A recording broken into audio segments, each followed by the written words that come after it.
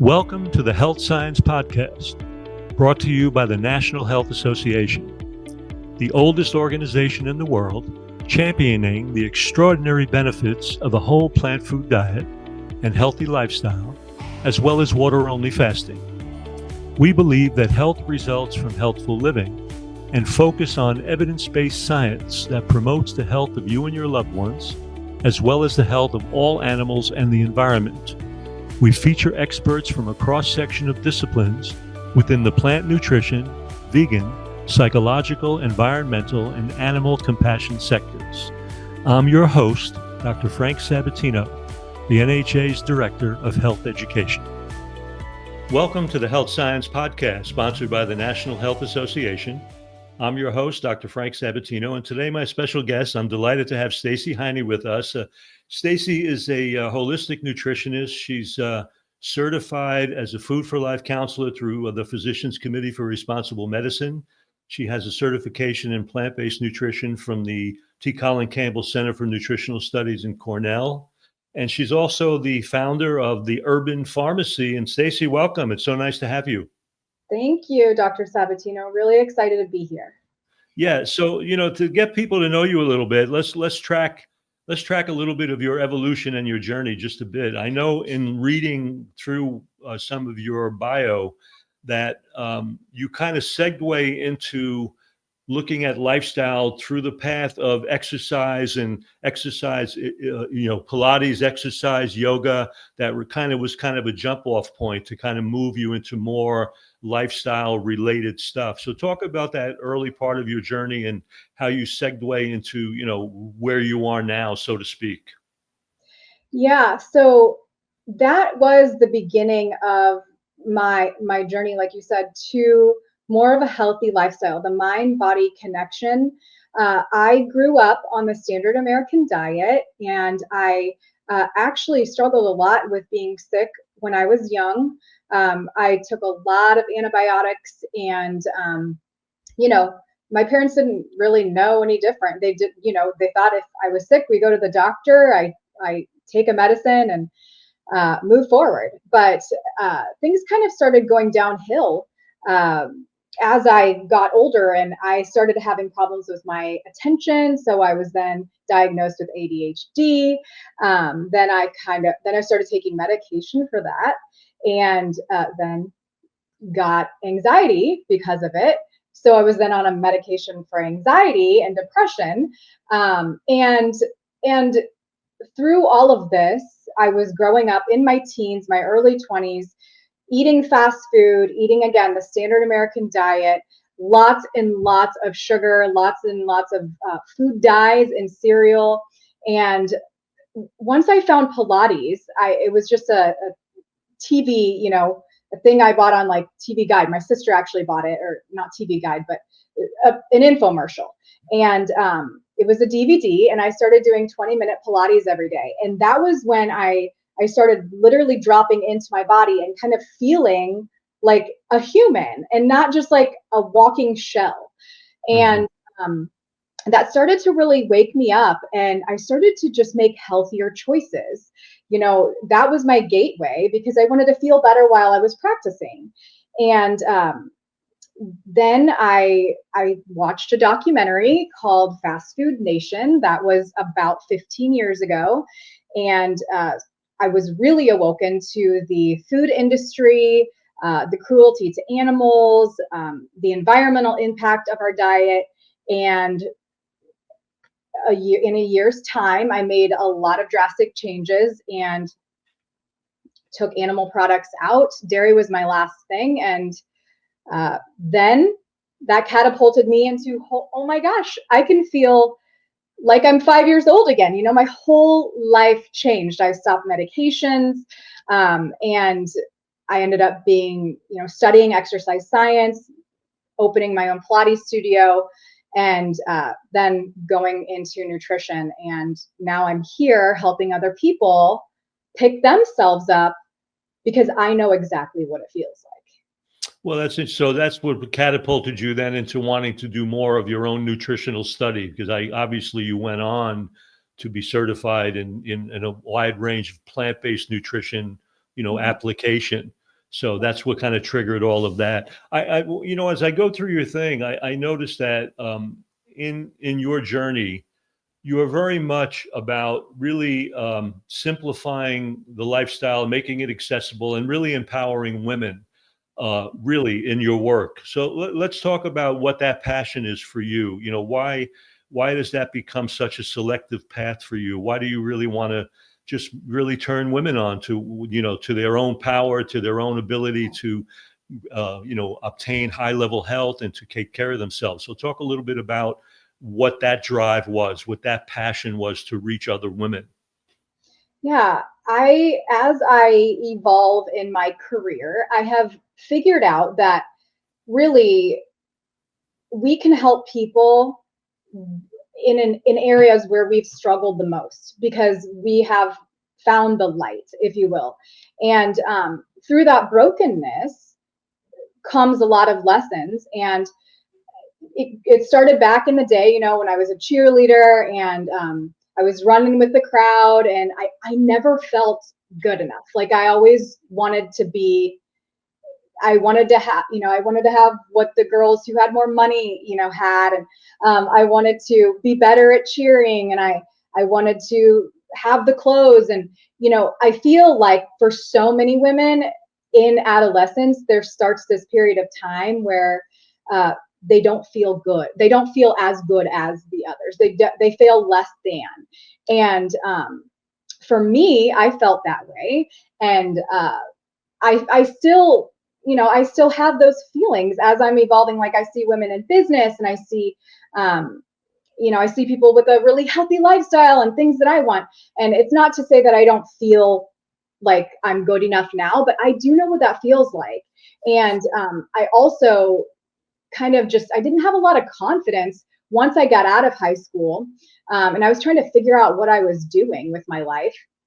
A lot of my friends were, in sororities, and I was like working in bakeries and teaching Pilates at the same time and going to school and like grinding. And I was just like, am I good enough? And I think that so many women just feel that way in life. And we're always just trying to be more. And I want to help women feel empowered because I know that within them, they have what it takes to become their highest version. But I also know that if they aren't taking care of themselves, they're never going to have the confidence that they want and that they truly desire. Because my confidence, once I got up off the couch, once I stopped eating cereal for dinner, and once I stopped stuffing my face with the Neapolitan ice cream, my self-worth went up. My confidence went up. I'd started to take care of myself more. I actually started washing my face and like doing a skin routine and all of those things. And I know what it feels like I said, to feel less than. And I want to sweep women up and just hold them in my arms and just be like, look, we're going, you're worthy of the nutrition. You're worthy of the fitness. You're worthy of the awesome group of friends that are going to help support you to get there.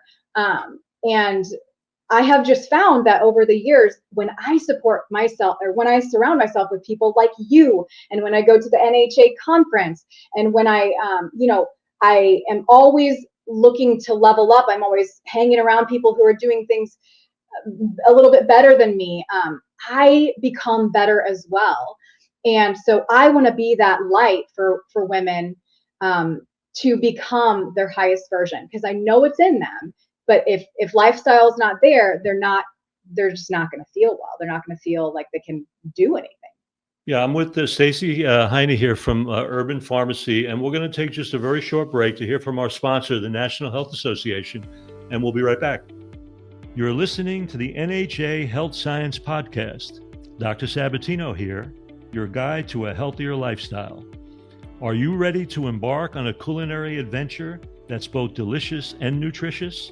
Look no further than the National Health Association's website. Go to healthscience.org/recipes. There, you'll discover a treasure trove of mouth-watering plant-exclusive recipes. Whether you're a seasoned chef or just starting your culinary journey, our collection caters to every skill level and palate. Try out these delicious, delightful recipes, experiment with flavors, and don't forget to share your creations with us. Visit healthscience.org/recipes today and transform your meals into delightful, health-packed experiences. I'm Dr. Frank Sabatino, your host, and now back to the NHA Health Science Podcast, where more exciting insights await you. Welcome back to the Health Science Podcast. I'm here with Stacey Heiny. As you talk about, women feeling good about themselves, it's kind of intriguing because in a way, it's not only just within the individual, there's a cultural perspective that have really set a tone for making judgments about body image and what is acceptable or what is beautiful or all of these artificial ways that we have, in a sense, corralled and imprisoned women on their own journeys because, as you said, they just don't feel good enough. I mean, I would say that probably the biggest addiction in our culture right now is cosmetic surgery. I mean, for every wrinkle or line or change that occurs, you almost feel compelled to have to manipulate that and shift that and change that. And you get a man in his 50s or 60s that's very slovenly. He'll look in a mirror and he'll just say, yeah, I don't look too bad. You get a woman and you rarely find a woman who will do that. I've counseled international models going from 105 pounds to 90 pounds, and they go through devastating hardship. So as you work with women, do you see that cultural, beat down to be such a part of the female angst that happens in our culture? And do you find yourself needing to address that in any way with your work? Yeah, definitely. I think there is a component of that with the people that I work with. And that just brings me back to, when I was sitting in my sister's bedroom growing up, the first thing that made me feel less than was when she had a Cosmopolitan magazine and she asked me if I had, this is a very random memory, by the way, I just came up. Oh, I understand. Well, that's how they asked come. me if I had the quote 3 diamonds in my legs. So that means like you have a gap between your thighs, your calves, and your ankles. And I was like, what? And that was the very first moment. Like I remember it so vividly that I was like, I'm supposed to look a certain way, and I think that there's just so much cultural programming that happens, whether a woman is aware of it or not, that we naturally feel less than because of the cultural expectations these days. And I personally don't look at Hollywood and watch the Modern Housewives and stuff like that like I used to, because that actually made me feel a lot worse about myself. Yeah, of course.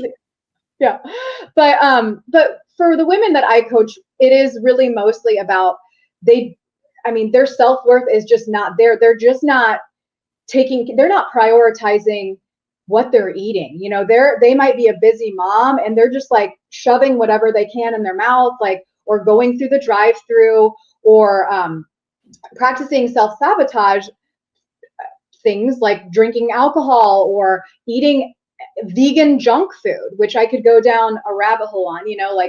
A huge piece of my message is just because it's vegan doesn't mean it's healthy. So let's take care of ourselves, right?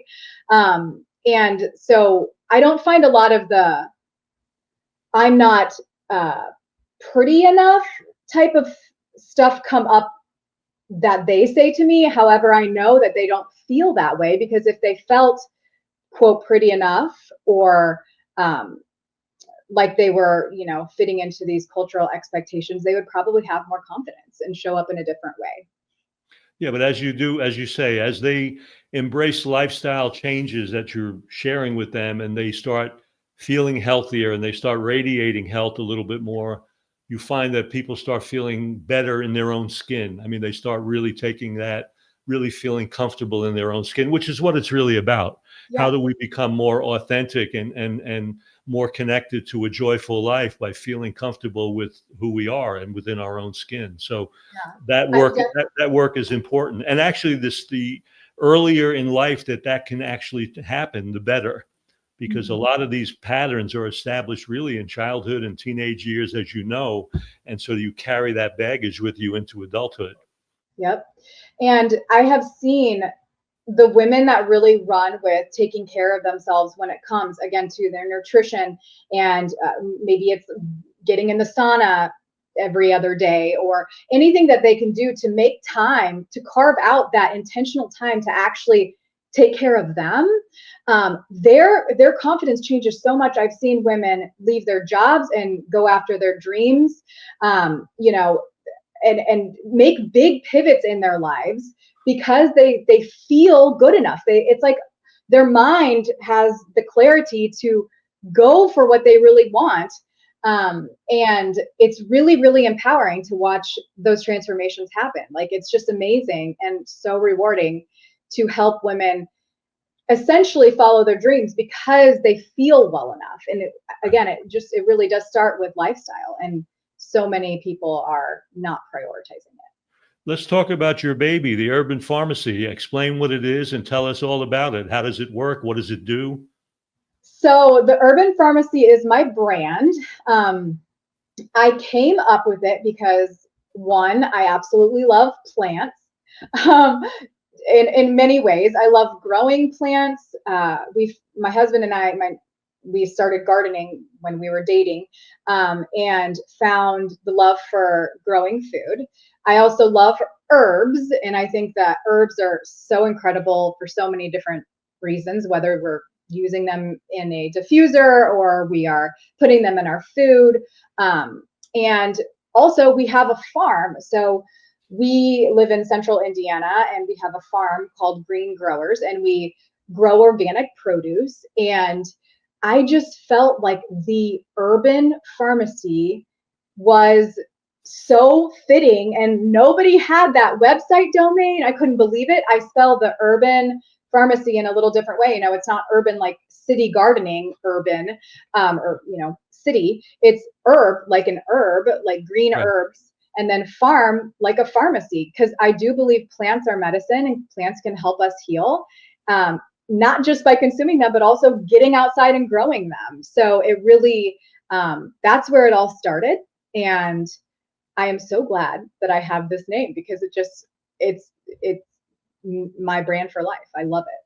So your brand, your website does what? It shares information on herbs and plants for people? Well, it's really mainly In terms of food and other aspects. Is that what it does? Yeah, it's mainly plant-based nutrition and recipes.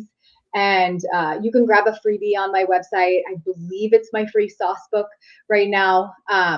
Whole food plant-based SOS free sauces. And it does have links to my podcast, which I'm going to be relaunching. So I've interviewed you for my Herban Farmacy podcast. You were a guest. And then I also interviewed several other plant-based doctors and nutritionists and dietitians and women's motivational, gurus for that. And I think I had like 150 episodes. So people can listen to that there or on my YouTube channel. And it's just kind of my hub, but the Herban Farmacy is my brand, and I'm on social media with that name. Stacey, while we're talking about that, just let people say it out loud twice, the actual URL for the Herban Farmacy. We already moved it across the screen, but I want you to say it out loud twice if you can for our audience. Sure. It's the Herban Farmacy. So TheHerbanFarmacy.com. Again, and your point is so well made, because when you think about it, we're advocating an eating plan that is free of added salt, oil, and sugar. And I know when people first come into that sounds very shocking, especially if you're addicted to salt and you're addicted to sugar. And what I tell people is, one of the mistakes I think that oftentimes people going into this eating plan do is they don't use enough herbs and spices in their preparation, because that'll get rid of any need for extra salt and all these other additives that people feel the need for. And when you think about the incredible nutritional value in herbs and spices, in addition to the fact that they add so much flavor and savoriness to food, it's a mistake not to use them in salads and cooked foods and in all the things that we do. So I'm really glad that you're sharing that information with people. And have you Yeah. found people make it a little bit easier to address and adjust to the diet by incorporating more of those herbs and spices? Yeah, for sure. Especially with salt. My mom drives around. Mom, if you listen to this, sorry, but she knows it. She drives around with a salt shaker in her car. Oh my So, goodness, that sounds just like my father was the same way. oh my gosh, it's just hilarious. And so, I the SOS free eating pattern started for me in about like 4 years ago, Okay. in 2020, and I had been plant based for 10 years prior to that, maybe 11, and I just found so much more food freedom when I wasn't adulterating it with, I was kind of already dabbling into oil free, but like I stopped with the maple syrup all the time, and like even like agave or brown rice syrup, like I got rid of that stuff because I didn't realize I was so overstimulated. And same with the salt. I was just overstimulated with my food, and I couldn't figure out, like, well, flour is a whole other separate thing, but like bread has a ton of salt in it, which people don't even realize. If you're going to go buy a bread loaf at the grocery store, I couldn't figure out why I couldn't stop. Now it was a combination of the flour and the salt. That's just highly palatable food, but it just gave me so much more freedom, not just with the way that I was eating, but also in the kitchen. I was experimenting with so many other things. So with salt, I have found everybody needs to know this. My very favorite, quote, salt substitute is actually sumac. Sumac is a bright red berry that grows on a tree. It's not the poison sumac plant that people are thinking. It Mhm. actually this tree grows in every single state in the United States. And there's a tree outside of the Holiday Inn where the NHA conference is every single year. There's a big sumac tree. So when we go in June, you can see it. I'll show you it. But they look like peppercorns, and they're like bright red berries, very high. You would think in anthocyanins because it's such a bright red color, kind of red or purple. And so I buy sumac ground up, and it tastes very lemony and salty, but you can get it on Amazon. I just get the salt-free sumac. It's my favorite spice. Our son absolutely loves it and puts it on everything. So that's one of my favorite salt Huh. substitutes. So where do you get that? You get that online? Where I do get you it buy on yours? Amazon. You can just Google organic sumac. It just happens to be organic. I'm not super picky with all of my spices being organic. I do look for non-irradiated if possible. But anyways, Yeah.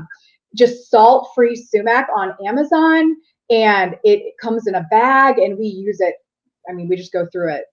That's great. That's So much. great. I love it so much. That's a great recommendation for people because that's a big shift. My father was like your mother, before they taste anything, they have a salt shaker going. Yeah. And he always would be, this is so tasteless. And I say, Dad, the food's not tasteless. You are. You can't Yeah. taste anything until You're, you yeah. exceed this threshold of stimulation, So The taste yeah, buds that's are amazing. overstimulated, And and now, lemon juice is great, right? And vinegar, and if all of people those find they things, have to, all of those things are at our disposal. They're yes, available, and they make the transition so much easier. yeah, Stacey, another thing that you have been a proponent of is what you call clean beauty. Let's talk about mhm, the use of beauty products, and we'll kind of tie that together with the idea of your interest, as is mine, with the impact of environmental toxins in the home yeah, and products. And in my book, I have a whole section on environmental toxicity related to obesity. It's a huge piece that is often overlooked. So talk about your discoveries, your interest in that, and how you tie together this idea of clean beauty for the people you work with. yeah. That has been a whole journey. I personally went through IVF to get pregnant. So I that is something that I never thought I would have to do, but I was on the birth control pill for over 15 years, and Mm. it wrecked my thyroid. And anyways, I was trying to figure out before I decided to go the IVF route, what can I do to help my body get pregnant? And I've I started learning about the toxins in makeup and skincare. So I started buying stuff at Whole Foods, which, by the way, it didn't work for me. It was not very well, did not perform very well. But, that was a big change from the Chanel products that I was using before. And I was just trying to do all the things. Now, I stopped highlighting my hair, which I actually do now, and I'm okay with that balance. But I stopped doing a lot of things to just reduce my environmental toxins. And then that was a time, at that time I was the owner of my Pilates studio, and I actually found a brand that's a direct to consumer brand in the clean beauty space, and I started selling that. And with that work that I did for 8.5 years, I actually learned so much more about environmental toxins and about the word fragrance. Let's talk about that. Let's make sure everybody knows about that. Fragrance is in not only beauty products, but also in candles and cleaning products in your home. This is one of the easiest things that you can remove from your beauty products and from your cleaning products. It is a trade secret. Fragrance can be up to 3,000 different chemicals under that one word. And actually, it's not just fragrance, it's eau de parfum, perfume, fragrance, and there's a few other words that they can use that will house many endocrine disrupting chemicals or cancer causing chemicals. And so fragrance in the United States in particular, this is not the case for the EU, it is it's very much the Wild West. So when you're looking at your beauty products, when you're looking at your cleaning products, make sure that if it says fragrance, that it has an asterisk by it. This is a newer policy that they're trying to implement, where brands actually have to tell what's in the fragrance. And if you're using a cleaner brand, it will say, limonene or like lemon essential oil or different natural essential oils that are giving it the smell, which is what you want to be using, versus synthetic fragrance, which can be incredibly harmful for your health. And I knew that I didn't want to bring that around, our soon to be child, soon to be born child. And I wanted to clean up my house. So I switched all my cleaning products, and with that, the brand that I was working with as well, I also did work in Washington. So I actually got to lobby for better personal care product laws, because it's not just fragrance that's a problem in women's beauty products. We are exposed to so many unknown harmful chemicals in personal care products. And there are so many awesome clean beauty brands out now that perform incredibly well. And I'm just really glad to have been able to do that work. I also lobbied locally, and it was really empowering work. And I have learned so much over the last decade. Now I'm with a European brand that I don't even have to question because they have completely different standards. It's just really ridiculous. I mean, like a baby's Johnson and sorry, I shouldn't say names, but like or brand names. A brand name baby shampoo that's formulated here in the US has formaldehyde releasing agents in it, but the exact same shampoo by the same brand in the EU doesn't. They can't have it. It's just like artificial food dyes here in the United States. It's just ridiculous. It's like the abandonment of GMO products in Europe too. I mean, there's so many different things that go on in Europe that they've really put restrictions that they run amok in the United States. So we're still exposed to all of this brutality, which is really bizarre. And did anything significant come from your lobbying efforts that you said that you were petitioning and lobbying against some of these things? Is there something concrete that came out of that you're aware of? Yeah, there were, and I can't remember all of the long names, but there were several actually in specific states like California. They banned specific ingredients like fragrance. Like they made it mandatory that the ingredients have to be disclosed under the word fragrance. And then I believe Montana was close behind in terms of making leeway with that. But then the Safe Cosmetics Act was passed. Like the work that we did over a decade was about 10 different acts and laws passed to change the entire industry, which is amazing. But I'll tell you what, it is slow going. Very, very slow going. Yeah, because you're battling, you're battling businesses that have a lot of money invested in the crap that they sell, to a certain extent. So it's going to be slow and it's going to be arduous for sure. Yeah, the Congress person that we spoke to, our group, because we had multiple groups, which was amazing. We had a lot of women that got to go to Capitol Hill. Our particular group, the House representative, I should say, he actually did not know about this problem, and like his mom was struggling with hormonal driven breast cancer, and his wife had like markers of breast cancer, and he was just, I mean, his like whole mind was blown. And some of the women there were telling their stories of recovering from breast cancer. And one of the reasons why they're so passionate about doing this work is because they want to help other women understand that they're exposing themselves unknowingly. That's the sad part. And many of these chemicals are obesogens, so they feed the pandemic of obesity remarkably. And it's amazing that there's not enough done to really, remove these things that we know are feeding this pandemic that is so devastating across the world.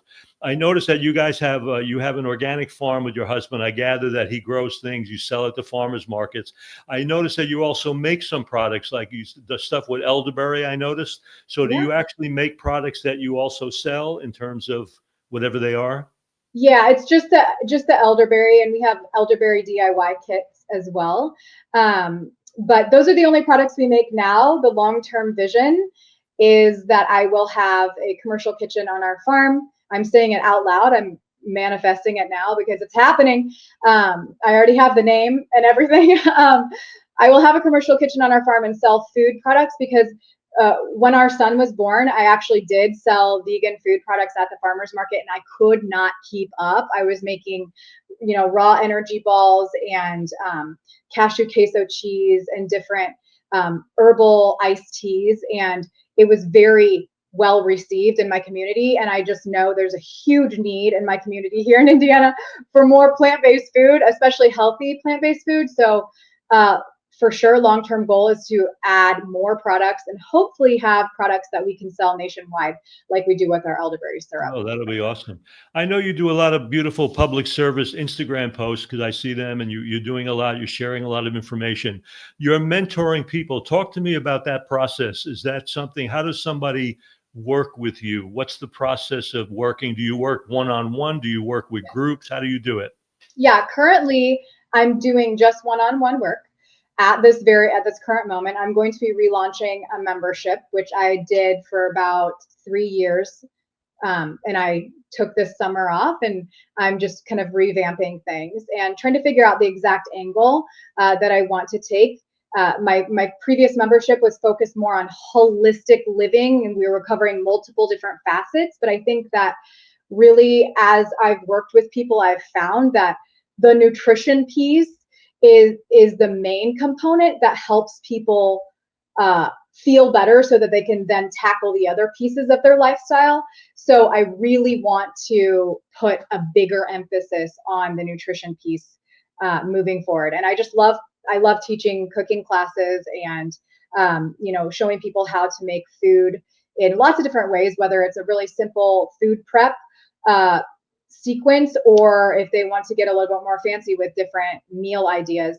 I love doing that. So I'll be launching a membership again soon, but at this current time, I just work with people one-on-one, and they can find that on my website. With your background in exercise and activity, I'm assuming that that's a big piece for you too, because obviously we become a culture that is so remarkably sedentary. People are under the illusion that we're actually moving a lot more, when in fact we're really not. So, the food and exercise pieces are huge pieces. So you've got that background. I'm assuming that you'll bring that into play with your memberships and the things that you do.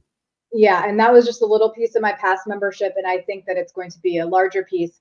Now that I've turned 40, I feel like I want to empower, I just turned 40, literally, 4 days ago. I want to empower women, especially as they're aging, to stay strong and flexible and vital.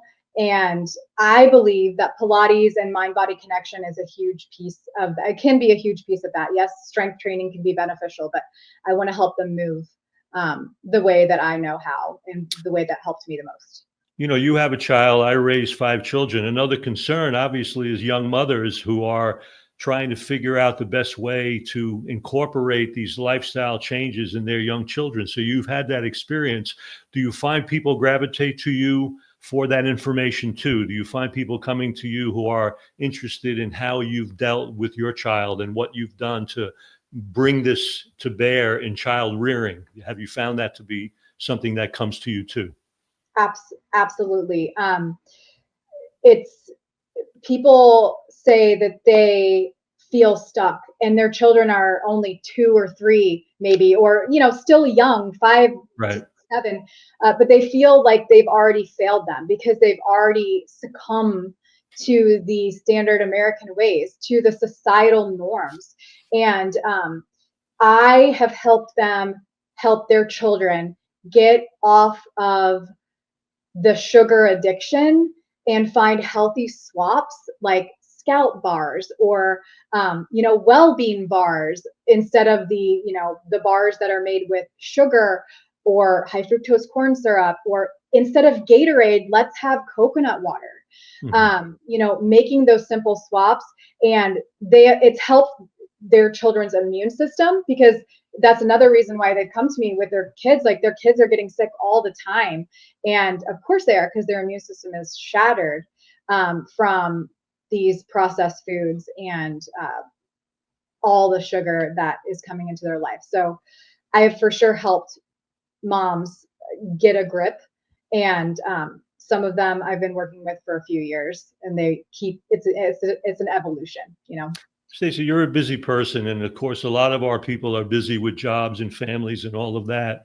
So, what does Stacey do on a daily basis in terms of your lifestyle, and what kind of model is that for people trying to figure out within their busy lives, how do I bring these pieces to bear? So, what are the things that are most important in your day to day that you participate in?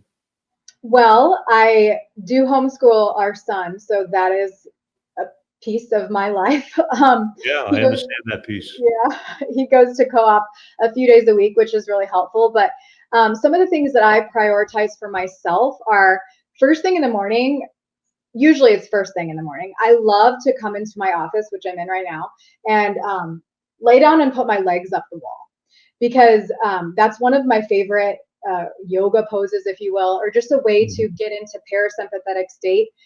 Because what I used to do is put my feet on the ground and go like a rocket ship, and I burned my adrenals out essentially. Like, I was so stressed, and I just didn't, I need to set myself up. And whether I'm listening to the NHA podcast while I have my legs up the wall or something inspiring, I make sure that I do that for at least 5 minutes, but sometimes I'll do that for a full hour, and I'll like cross my legs and get deep stretches in.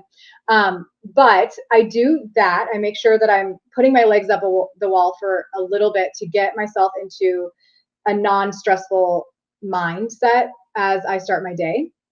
And then I eat early. I love eating early. I do try to cut my window of eating off earlier at night so that I can sleep better. So that's part of my I really try to do that. But I'm always having some sort of plant-based breakfast, whether it's oatmeal with berries, and I've actually been on this kick of fava bean tofu. I don't know if you've heard of it. I actually really Yes, like it. I have. I'm not a tofu person usually. I would usually just go for the beans themselves, but I actually found this fava bean tofu and I really like it. So I've been on a kick of that with some oatmeal and berries to start my day. And then maybe I will homeschool if my son is home that day, or if he's not home, I will be writing a newsletter with a recipe, or talking about what's going on in the clean beauty world, or create some sort of social media. I'm usually on stories every single day on Instagram, so I am, bopping in and out, kind of showing what's going on in my life. So I definitely take time to do social media every day. I check in with my team, my clean beauty team. I might have a client. It depends on the day. Usually I work with clients on Tuesdays and Thursdays because my son is in co-op. I always prioritize a big, powerful lunch, whether that's, I eat the rainbow. My husband works at home, so I'm usually eating what I make for him. So could be, sweet potatoes from our farm, which are delightful, by the way. They're so good, so much better than the grocery store. Oh, absolutely, for sure.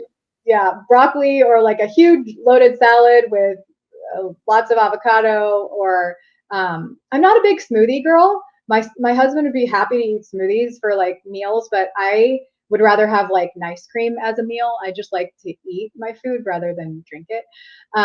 But yeah, a big powerful lunch and rinse and repeat, working in the afternoon or teaching my son, and then maybe taking our son to the farm at night in the afternoon when my husband leaves to go to the farm, or taking him to tennis and just, doing the mom stuff. Well, that's beautiful. So Stacey, as we wind this down, are there any final words or messages you would love to share with the audience out here? Oh gosh. You are worthy of having the life that you dream about. Never cross off your wildest dreams. Like, go for them. And if you're currently feeling like you can't because you don't feel well, maybe you feel sluggish, tired, have brain fog, or struggling with digestive issues, make sure that you're prioritizing your health so that you can get to where you want to go, because that's square one. You have to make sure that you're planning what you're going to eat. You need to make sure that you're planning if you're going to move that day. You need to make sure that you're putting that on your calendar, because if you do not fill your cup first, you're never going to be able to serve the people that you want to serve. And if you level your health up, you will help more people in your life. And that's what it's all about. So you become your best version, so then you can go and help other people become their best version. Beautiful. I can't thank my guest, Stacey Heiny, enough for joining us today. I urge you to follow her at theherbanfarmacy.com. You can see the URL scrolling across the screen. Pursue that, get her information, support, inspiration as you need it. I want to really thank the people that have joined us today, because without you, we can't do what we do. And I really want to thank you for being part of this beautiful, active, healthy community. And on behalf of the National Health Association, I'm your host, Dr. Frank Sabatino, and I look forward to being with you on the next episode of the Health Science Podcast. Stacey, thank you so much. Thank you, Dr. Sabatino. You've been listening to the Health Science Podcast, brought to you by the National Health Association. Thank you for joining us today and for your commitment to evidence-based health science that backs a whole food, plant-exclusive lifestyle and contributes to the well-being of all people, animals, and our environment. I'm your host, Dr. Frank Sabatino. Be sure to leave a rating and a review, and we'll see you on the next show.